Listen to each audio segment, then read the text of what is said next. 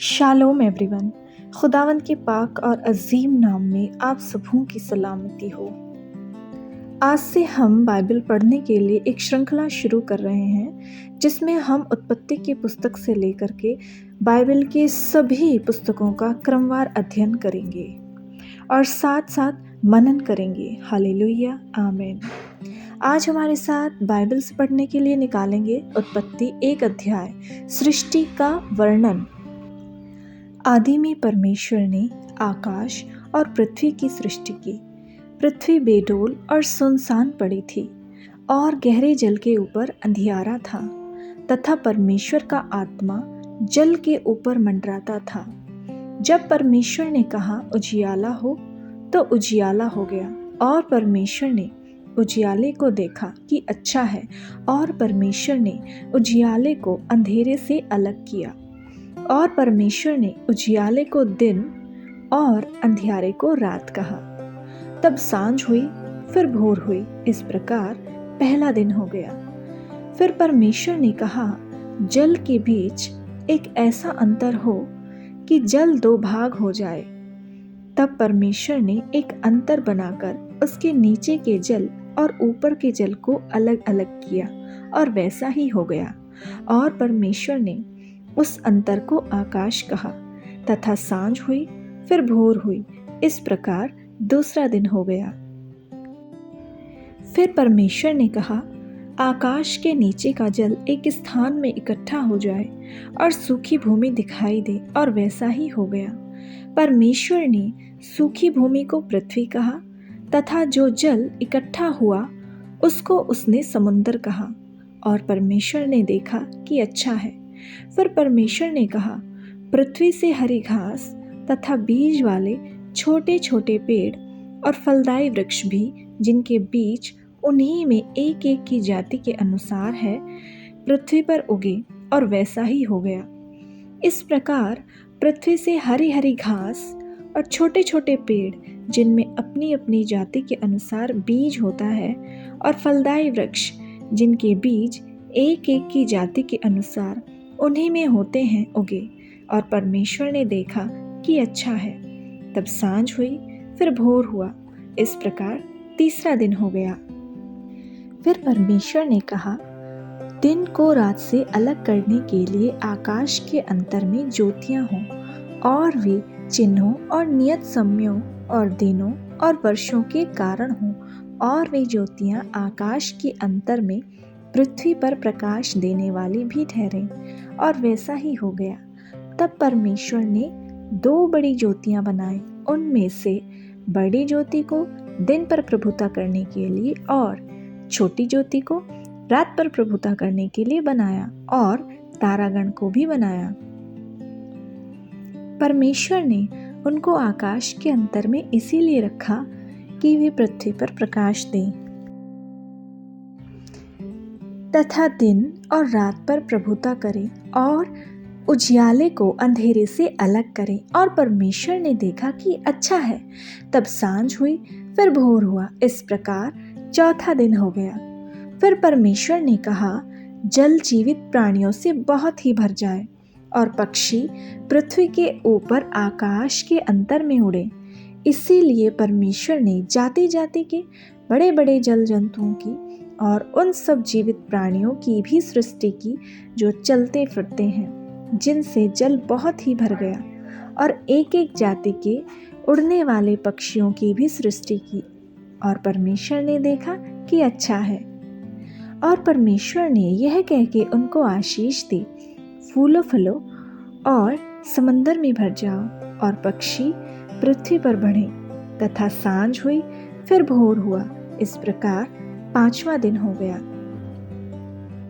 फिर परमेश्वर ने कहा, पृथ्वी से एक एक जाति के जीवित प्राणी, अर्थात घरेलू पशु और रेंगने वाले जंतु और पृथ्वी के वन पशु जाति जाति के अनुसार उत्पन्न हो, और वैसा ही हो गया। इस प्रकार परमेश्वर ने पृथ्वी के जाति जाति के वन पशुओं को, और जाति जाति के घरेलू पशुओं को, और जाति जाति के भूमि पर सब रेंगने वाले जंतुओं को बनाया। और परमेश्वर ने देखा कि अच्छा है। फिर परमेश्वर ने कहा, हम मनुष्यों को अपने स्वरूप के अनुसार अपनी समानता में बनाएं और वे समुद्र की मछलियों और आकाश के पक्षियों और घरेलू पशुओं और सारी पृथ्वी पर और सब रेंगने वाले जंतुओं पर जो पृथ्वी पर रेंगते हैं अधिकार रखे। तब परमेश्वर ने मनुष्य को अपने स्वरूप के अनुसार उत्पन्न किया और अपने ही स्वरूप के अनुसार परमेश्वर ने उसको उत्पन्न किया। नर और नारी करके उसने मनुष्यों की सृष्टि की और परमेश्वर ने उनको आशीष दी और उनसे कहा, फूलो फलो और पृथ्वी में भर जाओ और उसको अपने वश में कर लो और समुद्र की मछलियों तथा आकाश के पक्षियों और पृथ्वी पर रेंगने वाले सब जंतुओं पर अधिकार रखो। फिर परमेश्वर ने उनसे कहा, सुनो, जितने बीज वाले छोटे छोटे पेड़ सारी पृथ्वी के ऊपर हैं और जितने वृक्षों में बीज वाले फल होते हैं वे सब मैंने तुमको दिए हैं, वे तुम्हारे भोजन के लिए हैं। और जितने पृथ्वी के पशु और आकाश के पक्षी और पृथ्वी पर रेंगने वाले जंतु हैं जिनमें जीवन का प्राण है, उन सब के खाने के लिए मैंने सब हरे हरे छोटे पेड़ दिए हैं। और वैसा ही हो गया। तब परमेश्वर ने जो कुछ बनाया था सबको देखा तो क्या देखा कि वह बहुत ही अच्छा है। तब सांझ हुई, फिर भोर हुई, इस प्रकार छठवां दिन हो गया।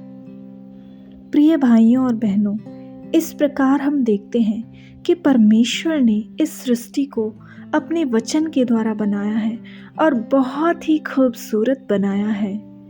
हालेलुया। परमेश्वर का वचन बताता है कि परमेश्वर ने सभी जीवित प्राणियों को बनाया और वचन कहता है, परमेश्वर ने यह कह के उनको आशीष दी, फूलो फलो और समुद्र के जल में भर जाओ और पक्षी पृथ्वी पर बढ़े। आमीन। हालेलुया। हमारा परमेश्वर क्रिएटर है। सारी सृष्टि को परमेश्वर ने क्रिएट किया है। परमेश्वर ने देखा कि पृथ्वी सुनसान और बेडौल पड़ी है। परमेश्वर ने उजियारे को बनाया। परमेश्वर ने दिन बनाए, रातें बनाई। परमेश्वर ने पानियों को दो भाग किया, पानी के बीच में अंतर बनाकर एक को नीचे का जल और एक को ऊपर का जल बनाया और ऊपर के जल को आकाश कहा। इस प्रकार परमेश्वर ने दूसरा दिन बनाया। हालेलुया। परमेश्वर ने ही इस धरती के जल को एक स्थान में इकट्ठा किया और सूखी धरती को बनाया। परमेश्वर ने समंदर को बनाया, हरी घास को बनाया, पेड़ पौधों को बनाया, छोटे बड़े पेड़ पौधों को बनाया और उनमें से जाति जाति के अनुसार पेड़ पौधों को परमेश्वर ने बनाया। बीज वाले वृक्षों, हरे वृक्षों, फलदायी वृक्षों को एक एक करके उनकी जाति के अनुसार परमेश्वर ने बनाया। दिन को परमेश्वर ने सूर्य दिया और रात में प्रभुता करने के लिए परमेश्वर ने चांद और तारों को बनाया। परमेश्वर ने पृथ्वी के जीवित प्राणी, घरेलू पशुओं, रेंगने वाले जंतुओं, वन पशुओं, उनकी जाति जाति के अनुसार परमेश्वर ने उनको उत्पन्न किया। हर एक चीज़ को परमेश्वर ने बनाया, परंतु यह कहीं भी नहीं लिखा है कि किसी भी चीज़ को परमेश्वर ने अपने स्वरूप में बनाया। परंतु परमेश्वर का वचन 1 अध्याय 26 आयत में लिखा है, फिर परमेश्वर ने कहा, हम मनुष्यों को अपने स्वरूप के अनुसार अपनी समानता में बनाएं। हालेलुया। परमेश्वर का वचन कहता है 27 आयत, तब परमेश्वर ने मनुष्यों को अपने स्वरूप के अनुसार उत्पन्न किया, अपने ही स्वरूप के अनुसार परमेश्वर ने उसको उत्पन्न किया, नर और नारी करके उसने मनुष्यों की सृष्टि की। और परमेश्वर ने उनको आशीष दी और उनसे कहा, फूलो फलो और पृथ्वी में भर जाओ और उसको अपने वश में कर लो। समंदर की मछलियों, आकाश के पक्षियों और पृथ्वी पर रेंगने वाले सब जंतुओं पर अधिकार रखो। हालेलुया। इस प्रकार परमेश्वर ने मनुष्य को अपनी समानता में बना करके इस सृष्टि की जितनी भी चीज़ें सजीव और निर्जीव परमेश्वर ने बनाई थी, चाहे वह आकाश में उड़ने वाले हो या धरती पर चलने वाले या समंदर में रहने वाली हो, हर एक चीज़ के ऊपर परमेश्वर ने मनुष्यों को इख्तियार दिया है। परमेश्वर ने मनुष्यों को अपनी बनाई हुई हर एक रचना से एक अलग रचना बनाया है।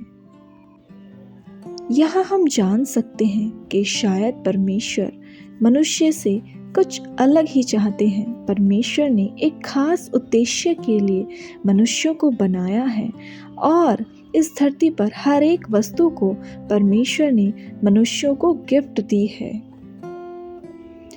परमेश्वर चाहते हैं कि मनुष्य उसकी बनाई हुई इस सृष्टि पर सुख और चैन से रहें और अपनी परमेश्वर की महिमा गाते रहें। हालेलुया। परमेश्वर ने मनुष्यों के रहने और उसके भोजन का भी इंतजाम किया। और परमेश्वर ने क्या क्या किया है, इस बात को हम जानेंगे और हम पढ़ेंगे उत्पत्ति अध्याय 2। हम अगली वीडियो में मिलेंगे। तब तक के लिए परमेश्वर आपको आशीषित करे।